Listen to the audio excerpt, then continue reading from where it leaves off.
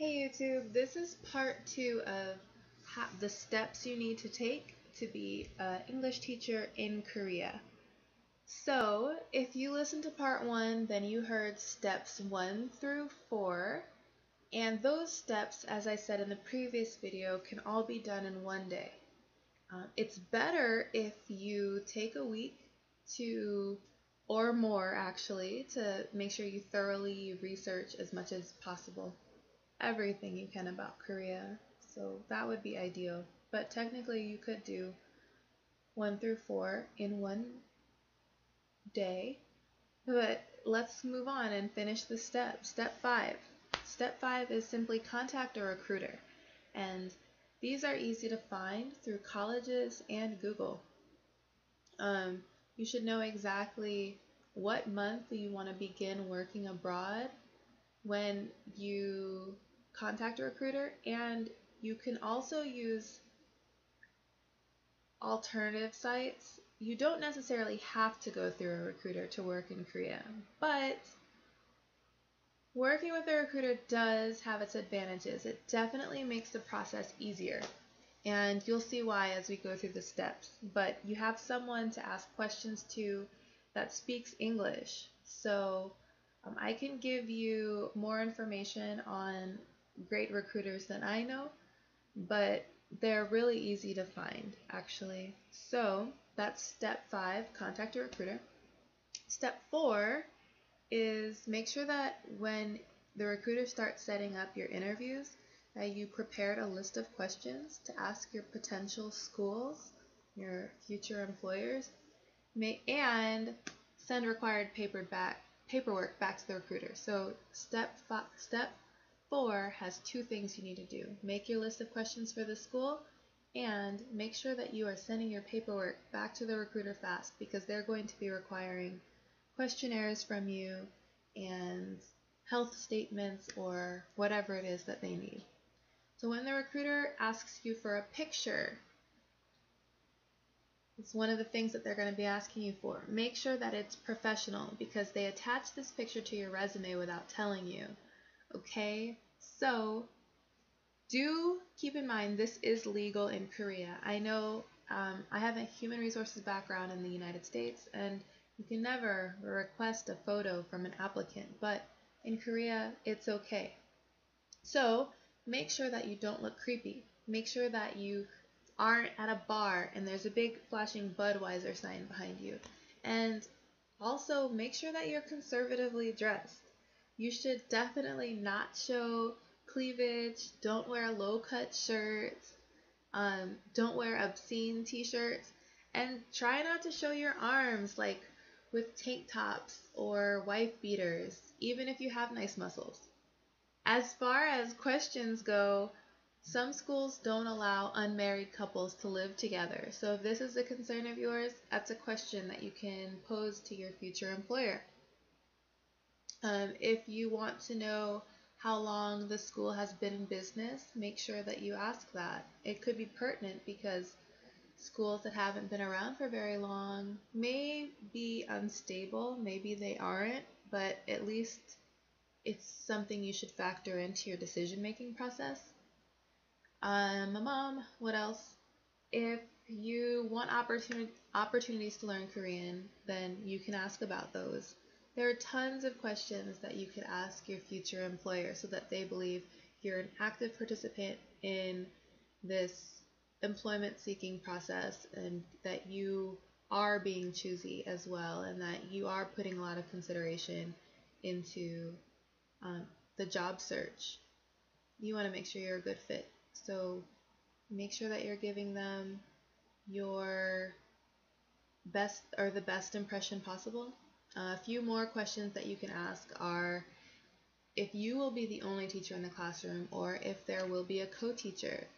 You can ask if someone will be able to meet you at the airport. You can ask how many classes you teach, how many students you'll have.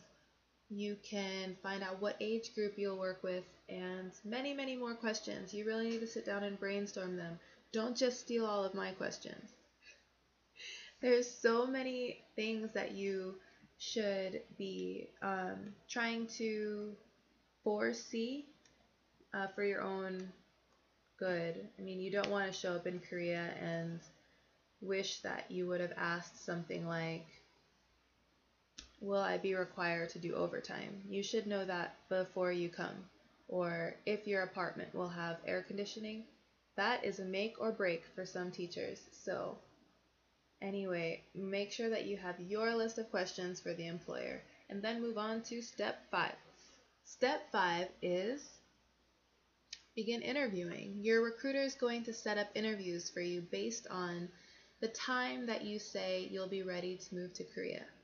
It's great having a recruiter because even if you do use alternative websites that don't require the use of a recruiter, such as Craigslist Korea, which has job postings, or Dave's ESL, it's nice to be able to go about your daily life and know that someone is working actively to set you up with employment based on your standards, and you don't have to pay them any money. The school will pay for their services, not you. So yeah, the recruiter will begin setting up interviews based on the time that you say you'll be ready to move to Korea. So you need to make sure that you have started the paperwork process and that you are asking questions, letting them direct you through through each step. Like, you're going to need to send a copy of your original diploma most likely, and you need to have that notarized. You need to get it apostilled by the Secretary of State's office. And once again, your recruiter is going to be able to explain those steps to you very thoroughly.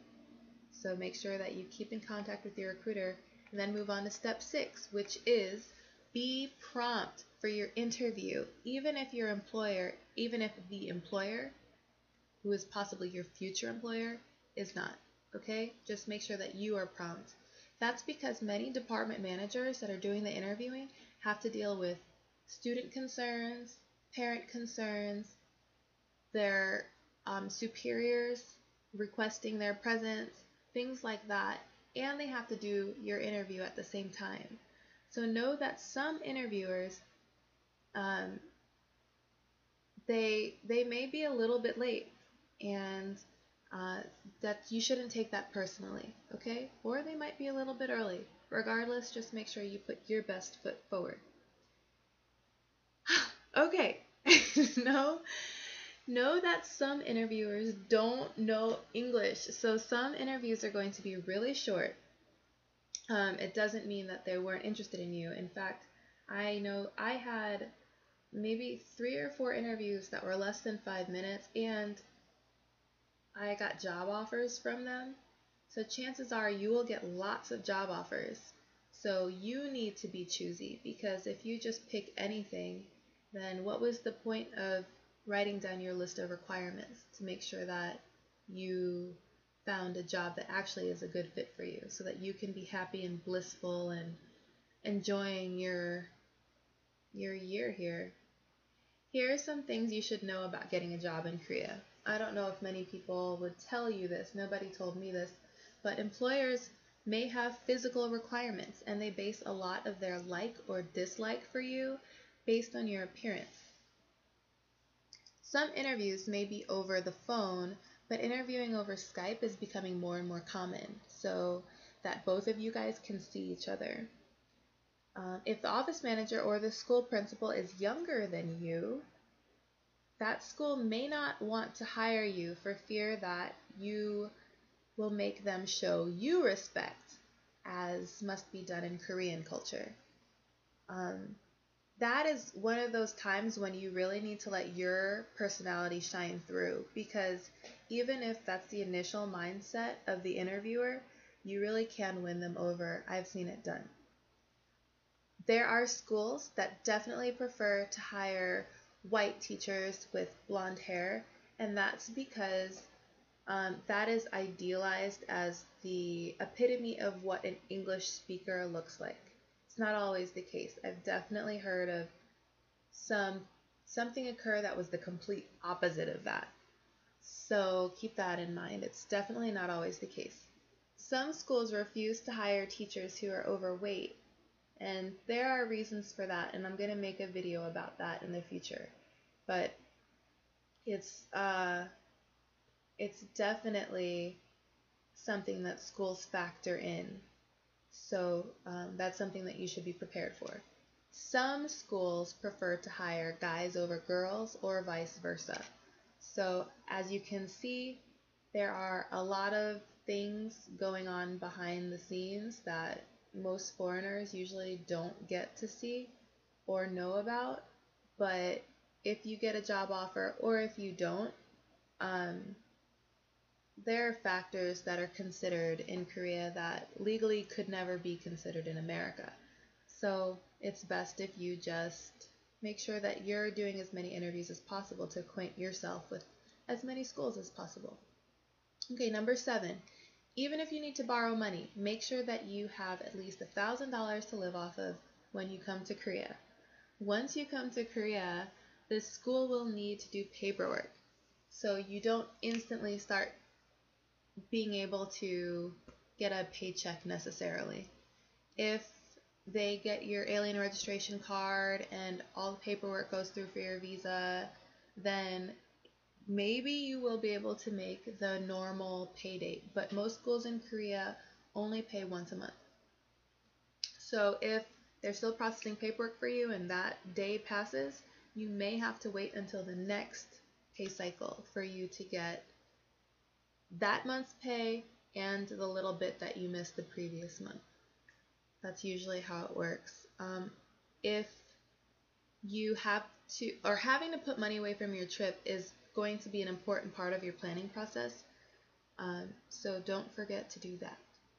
If you go more than a month without getting paid, then something's wrong because that is never supposed to happen. Okay? Last step. Number 8. When you decide on an employer and a school that you want to work for, you need to make sure that you read and reread the contract. Don't take it lightly. You're flying halfway across the world, like I said earlier. Look at it with your parents, look at it with your best friend and your mentor to see if they can find anything missing, any missing information or red flags. Everything in the contract should be as clear as possible. If it's not, communicate that to your recruiter and ask for clarification if you need to. Make sure that any changes are added to the contract in writing. You can even have your recruiter do a bit of negotiating for you in some instances. I needed my recruiter to come to bat for me, and they came through, and I had my contract altered slightly. So make sure that any changes that are made are in writing on that contract as well. But be honest with yourself and make sure that what you're agreeing to doesn't contradict the list of requirements that you made in step 3. The journey is about enjoying the next year of your life and doing something enormously rewarding. And you can